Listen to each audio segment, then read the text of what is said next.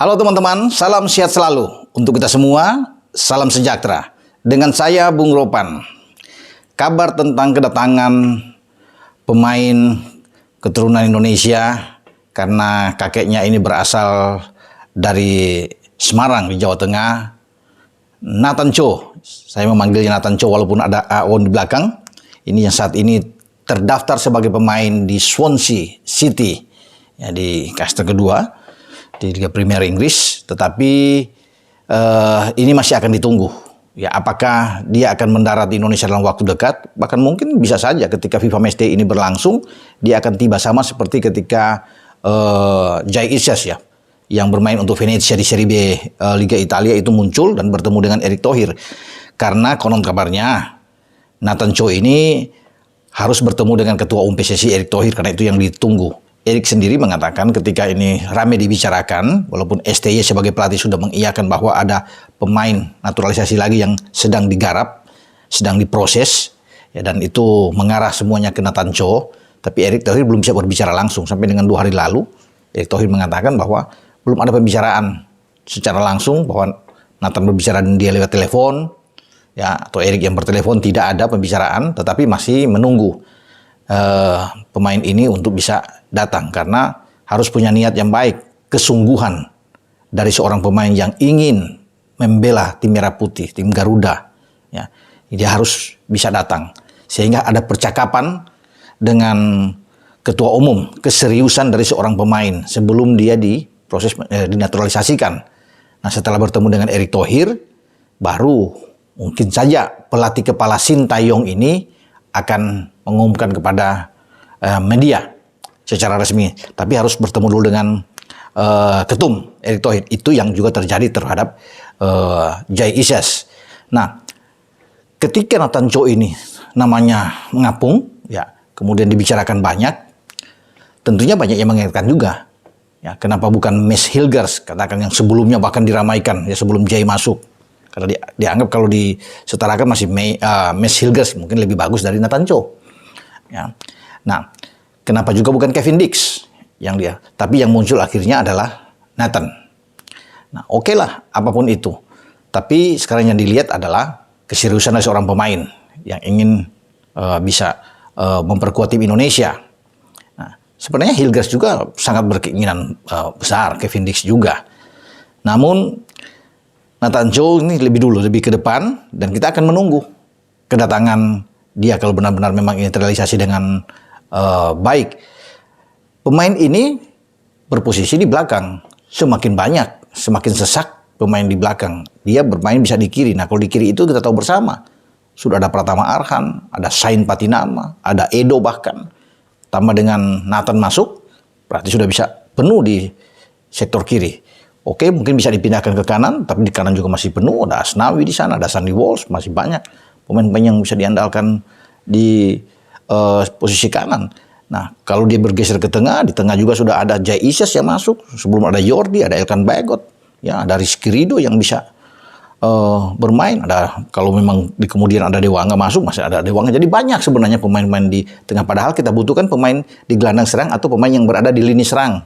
Katakan di sini pemain depan. Itu yang ditunggu oleh para netizen, para penggemar sepak bola, kapan Sintayong ini mengambil pemain depan. Karena kita memang lemah di sisi ini. Meskipun di sana sudah ada misalnya Rafael Struijk sana, ada Ramadan Sananta katakan, ya. Karena striker-striker lokal juga banyak, ada Dennis Lustiawan, ada Dimas Derajat, bahkan ada pemain muda seperti Hoki Caraka. Namun kalau kita berbicara di level yang sudah Asia, ya, untuk bertarung misalnya dengan Jepang, ada Irak di sana, bahkan mungkin dengan Vietnam, ya, kita harus butuh pemain yang sudah bermain di Eropa. Kedewasaan mereka bermain sepak bola, reading the game yang sangat baik, yang mereka bermain, ya harus bermain di Eropa. Nah, kalau kita bicara dengan Nathan ini, dia kalau menurut saya bukan termasuk sebenarnya pemain yang di grade A. Ya, kalau Jai Isyas oke, ya, apalagi kalau kita bisa mendapatkan misalnya Jayden Oosterwolde. Ini juga sebenarnya pemain belakang. Jayden ini tetap bersama bermain di Fenerbahce, di kasta tertinggi yang ada di Liga Turki. Nah, itu yang seri A. Pascal Struijk yang bermain di Leeds United. Ini juga pemain belakang. Nah, mereka punya darah Indonesia memang.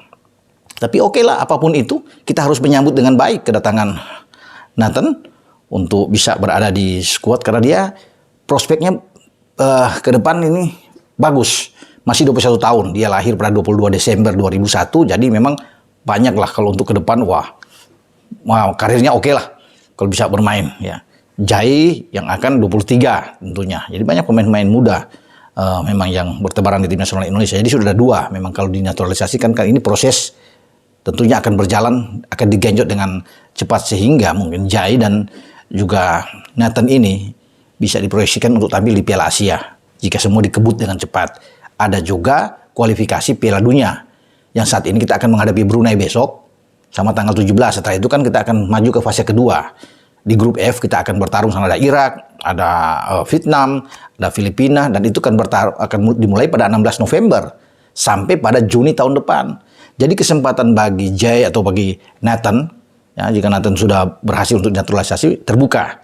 Nah sekarang kan kita akan melihat dengan adanya Nathan masuk, berarti tipis peluang bagi Kevin Dix, Max Hilger untuk bisa ada, bahkan mungkin dengan Ryan Flamingo katakan bisa datang Jayden Osterwolde, ya. Padahal saya menginginkan itu Jayden. Kalau Jayden Osterwolde mau, ya saya dia belum bisa bersuara untuk bisa berhasrat penuh memperkuat tim Indonesia. Kalau Jayden datang, ini pemain Fenerbahce top ini, klub ini. Jadi dia ada bagus.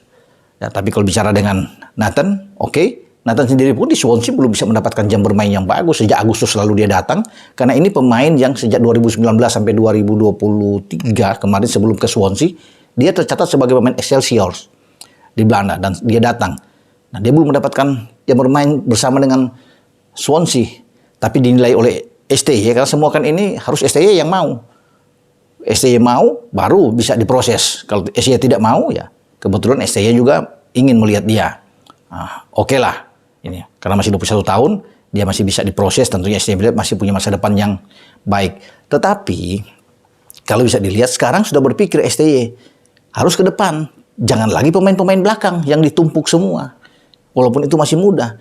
Mungkin terakhir dengan Nathan, karena sudah ada Jay pun kalau di belakang itu penuh pasti bisa bermain, didorong sebagai gelandang yang lebih bertahan.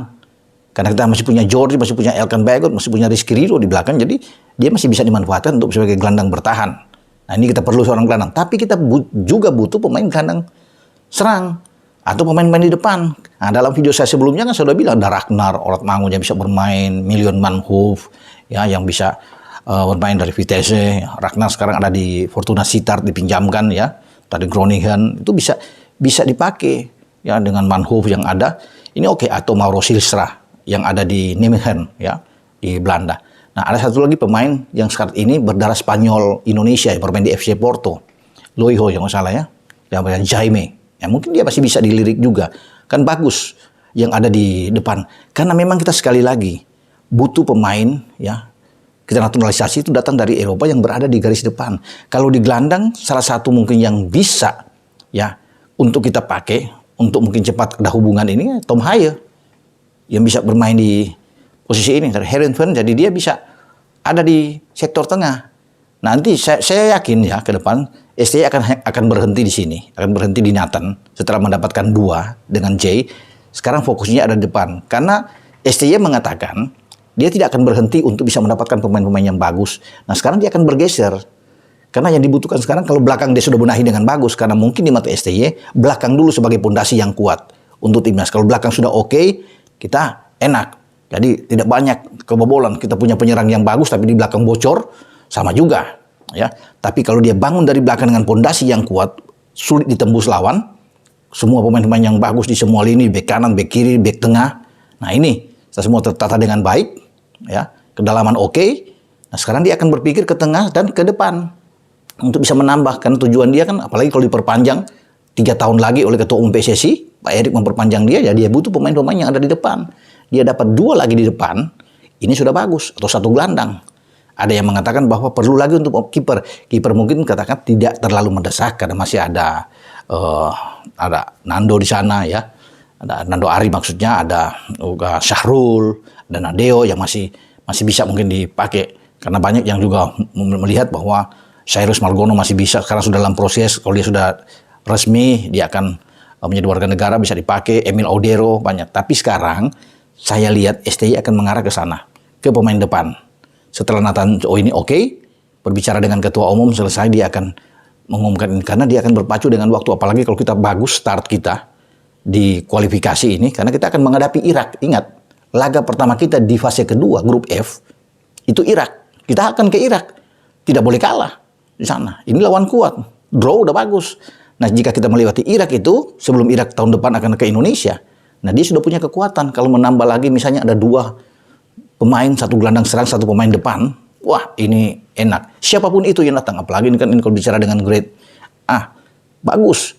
Sayang juga Tijani Reinders yang sekarang ada di Milan, memang dia sudah lebih memilih ke tim nasional orangnya, ke Belanda, karena memang itu tekad dia untuk bisa masuk di tim pasukan Ronald Koeman. Oke, kita melepas dia. Tapi masih banyak memang untuk kita lihat nanti akan diambil oleh STY. Nah, kita akan berharap ya kita mendapatkan pemain-pemain yang bagus. Setelah di belakang mantap, berarti kita akan melihat ke depan untuk siapa lagi yang akan ditaruh. Ada pasti kejutan-kejutan dan itu sudah disaku STY. Tinggal dia memanggil karena semua dari STY. STY oke, ketua umum pasti akan oke untuk melihat demi untuk kemajuan tim nasional kita ke depan, karena STY ingin berbicara banyak peluang kita untuk lolos Piala Dunia terbuka. Jika kita melewati grup F ini dengan baik, ada di putaran ketiga, nantinya bagus. Kesempatan itu untuk lolos sangat besar dengan 8 jatah dari Asia ditambah 1 jadi 9 jatah. Karena satu tim itu akan playoff, nantinya berhadapan dengan tim Amerika Latin. Peluang semua terbuka. Dengan banyaknya pemain-pemain naturalisasi yang akan mulai dilirik, ya, apalagi dengan di lini depan atau di gelandang. Ya, kita doakan bersama. Semoga semua baik-baik saja ke depan. Dengan saya, Bung Ropan. Ciao.